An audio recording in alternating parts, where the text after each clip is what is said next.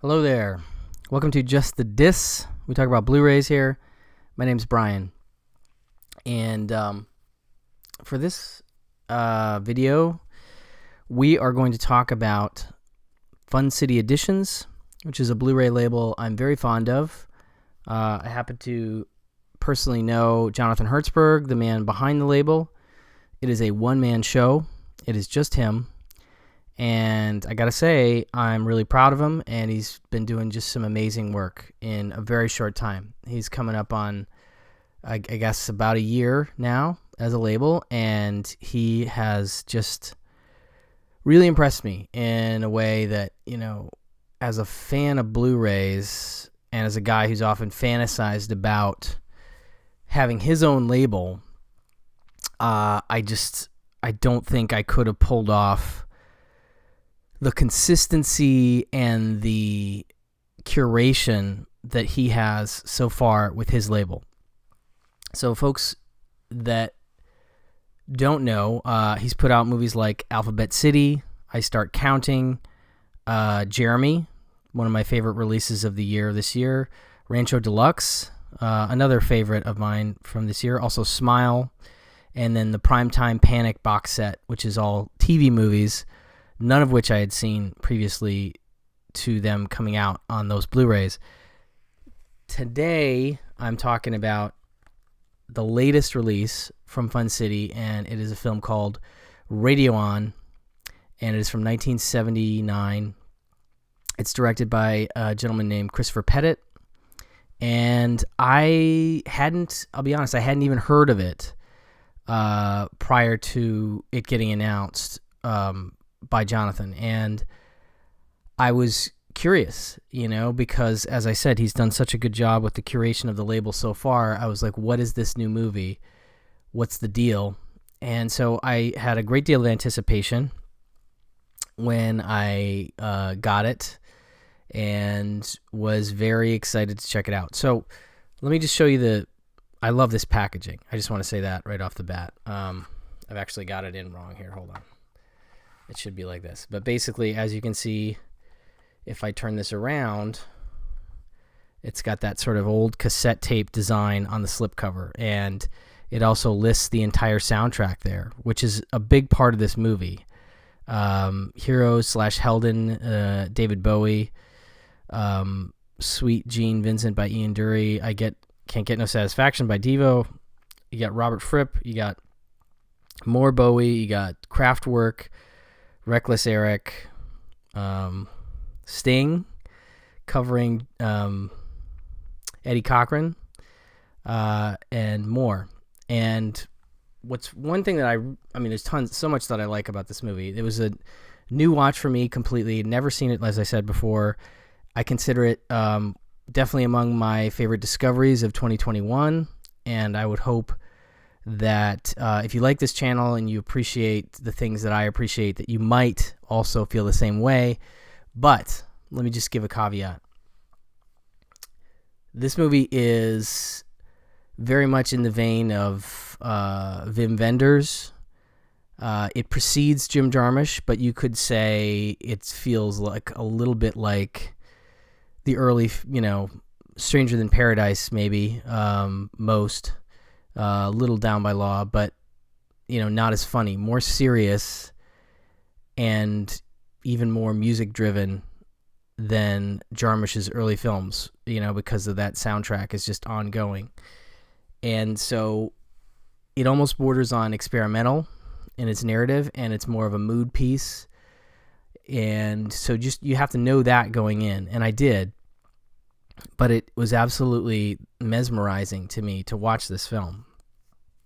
So one of the things I was getting at about the soundtrack is it's obviously a big deal to Christopher Pettit, the music part of things. And he opens the film with credits and then a listing of the entire soundtrack, which I've almost never seen in a movie before, but I thought was such a neat thing to see because immediately it gets your attention. If you're kind of like, I don't know about this black and white, whatever, and suddenly you see Bowie and you see Kraftwerk and you see all this stuff, it's going to get your attention.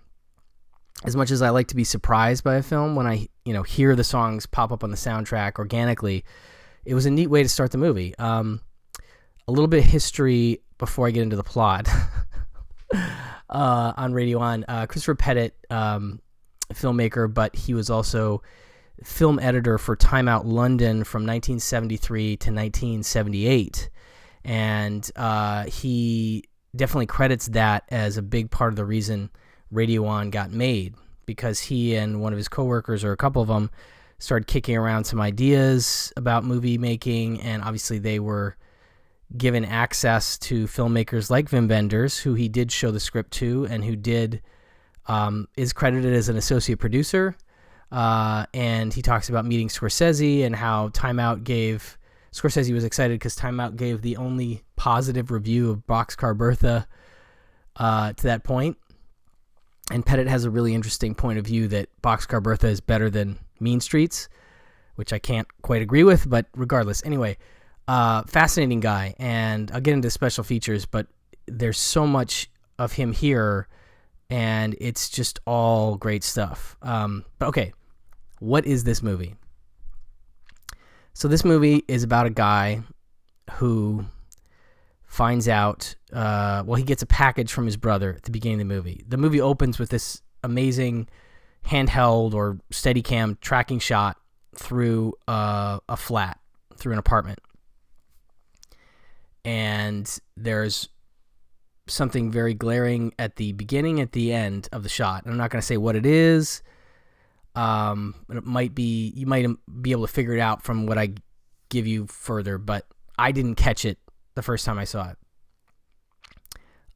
So it goes all around this apartment while this David Bowie song is playing, and it's Heroes, but it's also, he sings like half of it in German, and that's interesting because this is a BFI German co-production. I think I may have heard that it's the first co-production that BFI did at the time.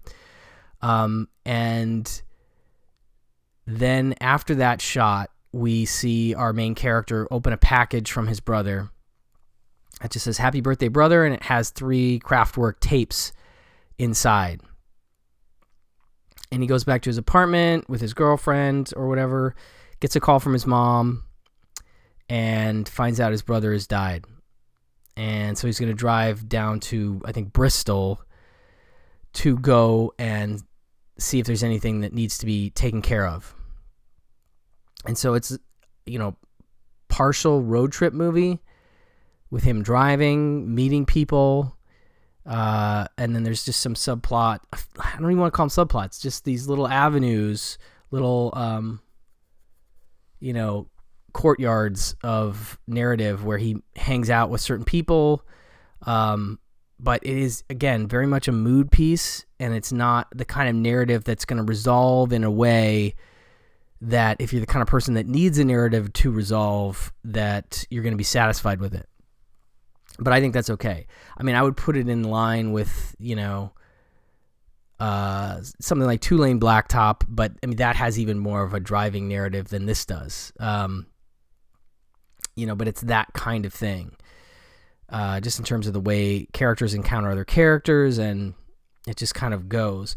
It's the kind of movie where you watch it, or at least I do, and I very much enjoyed it. But I think I, even myself, started to place expectations on it as I was watching it. I was like, oh, it's going to be like this Jarmusch movie or this Wenders movie, and it is those things, but then because it's so loose in its structure, that I think I started to just not get antsy, but just sort of go like, oh, I wanted it to do this or that. And I don't know why. But it's one of those movies that I feel like when I come back to it, and I will come back to it, I'm going to be more and more engaged by it and enjoy it more. And so it just feels like one of those movies that you just kind of have to sit on for a little while, and it slowly builds and builds and becomes a favorite over time. But I was very impressed upon first viewing. It absolutely captivated me. So very impressed with it. Anyway, so let me just show you, so you've got this cassette tape, design, which I think is a great design.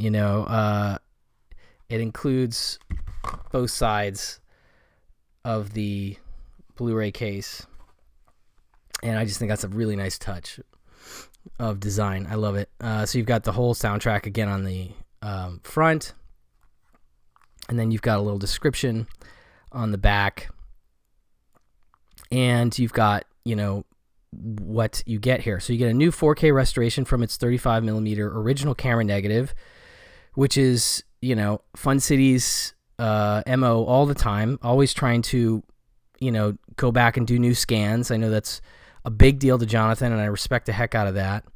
And it looks great. Beautiful black and white. Just like, there's something about black and white that is more, in some ways, transportative and, I've already said mesmerizing, but just, you know, hypnotic in terms of the spell that movies can put on you, because you're looking into a world in a way that you don't see the world. And so it's immediately cinematic just from that point of view. Like, I can't even express what it is about black and white that I love so much. But yeah, it's just, it makes even new things look old. And, you know, I think Pettit said this is a film about technology. He talked about it being the idea of if when you put a tape deck in a car, what happens. And just, I don't know, there's something about the black and white that just really grabbed me. But anyway, let's talk about these features. So you have Before the Explosion of the Image Bank, a newly filmed video interview with Chris Pettit. I want to say that's about 37 minutes. And it's very wide-ranging in terms of, it doesn't just talk about the film, it talks about, you know, his history at Time Out, his inclinations as a filmmaker, influences, all kinds of stuff. Great conversation. So that's the first part. You don't get a commentary with Pettit, but you get a great commentary, which I'll get to in a second. And you get tons of Pettit here, and he's just a really cool guy that you meet him, you hear him, and you're just like, that's a guy I'd love to hang out with. That guy seems pretty cool. Okay, so that's the first thing, right? And then we get a newly recorded audio interview with Chris Pettit. That's, you know, almost like a podcast kind of thing. I want to say that one is around 50 minutes or so, if I'm remembering right. And that's got fascinating stuff, not necessarily retreading either. I listened just from the beginning. I remember there was all kinds of stuff that I didn't feel like he necessarily touched on in the video interview. I'm sure there's definitely some crossover, but he just has a lot to say about, you know, his history and influences, and, you know, talking about,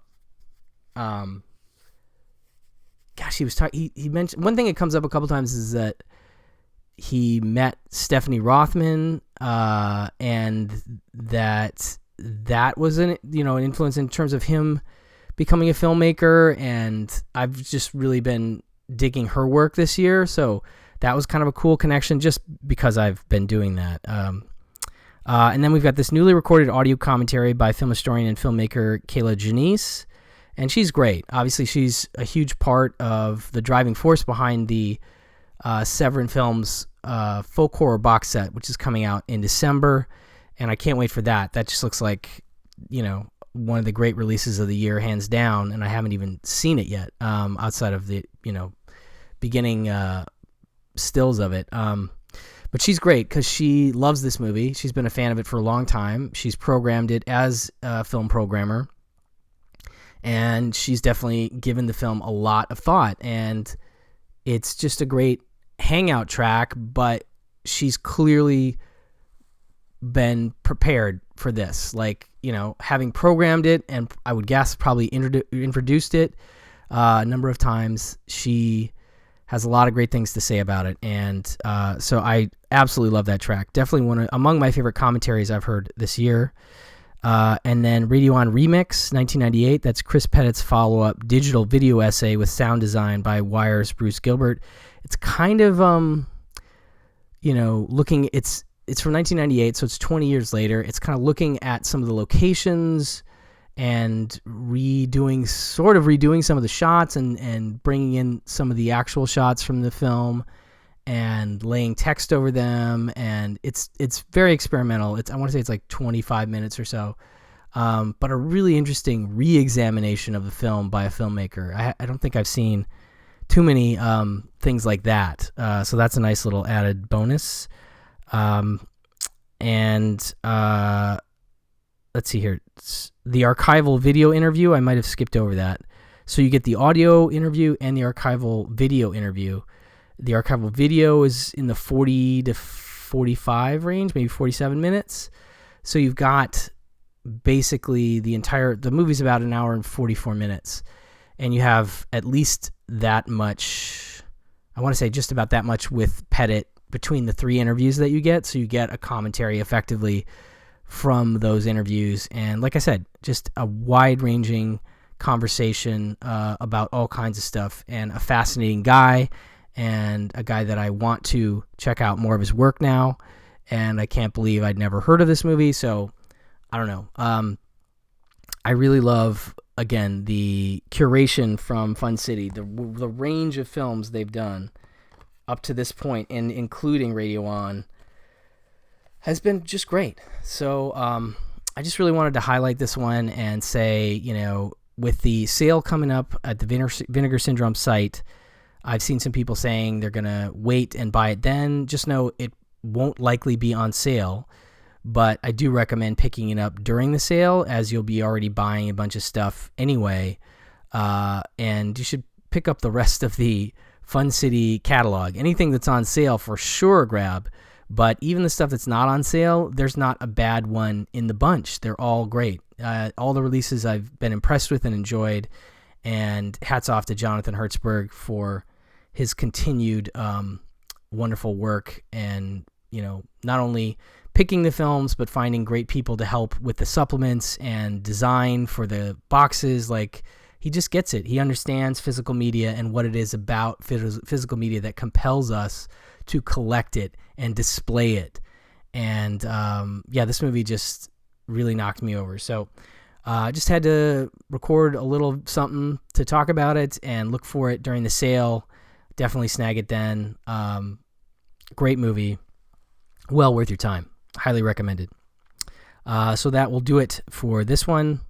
I will talk to you guys very soon. Bye-bye.